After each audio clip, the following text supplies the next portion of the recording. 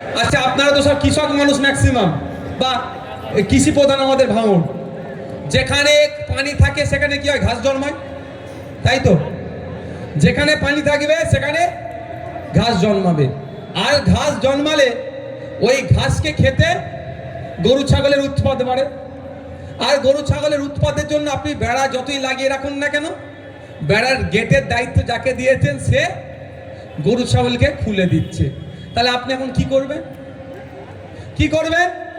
পানি আসলে ঘাস জন্মাবে, ঘাস জন্মালে গরু ছাগলের উৎপাদ বাড়বে। তাহলে আমার ফার্স্ট কাজ কি হবে? ঘাস জন্মানোটাই বন্ধ করতে হবে। ঘাস জন্মানো বন্ধ কিভাবে হবে? পানি আসার লাইনটা বন্ধ করতে হবে। পশ্চিম বাংলায় বিজেপি আসার লাইনের নাম হচ্ছে তৃণমূল। তো পশ্চিম বাংলায় যদি আপনি বিজেপি আসা বন্ধ করেন, পানি আসার লাইন তৃণমূলটাকে কাটুন, পশ্চিম বাংলা সেই 2011-র মতো করে দিন তৃণমূলকে, আর বিজেপি বাংলায় খুঁজে পাবেন না। বুঝাতে পারলাম কি আপনাদের? 2011-র আগে পশ্চিম বাংলা তৃণমূল ছিল না, বিজেপিও ছিল না। 2011-র পরে পশ্চিম বাংলায় বিজেপি এসেছে, তৃণমূল এসেছে। তো আমরা 2026-এ পশ্চিম বাংলায় বিজেপিকে আসা যদি বন্ধ করতে চান, তাহলে এই পানি আসার লাইনটা কাটুন। ঘাস পানি আসবে না, ঘাস হবে না, গরু ছাগলের উৎপাত হবে না। মাথায় থাকবে তো নাকি?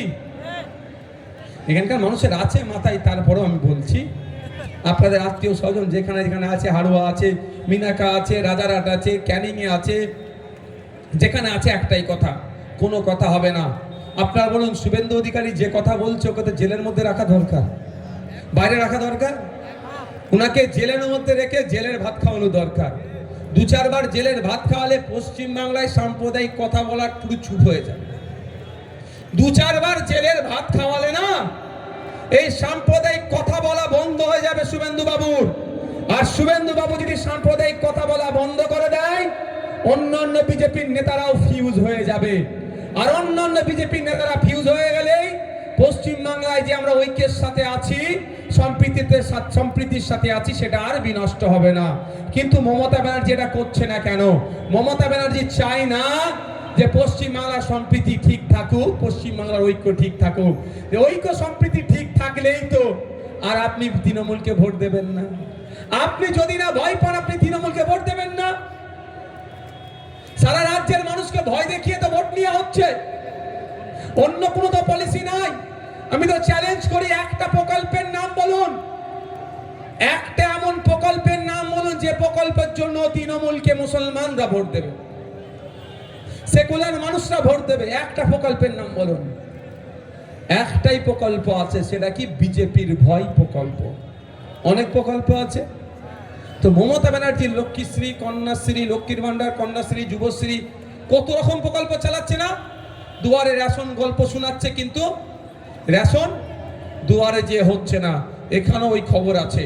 আমি বলে যাচ্ছি মিডিয়ার মাধ্যমে, রেশনের ওলা ডিলারদেরকে, যদি এই অভিযোগ আছে, অভিযোগের সত্যতা আমি এখনো যাচাই করিনি, অভিযোগের সত্যতা যাচাই করিনি।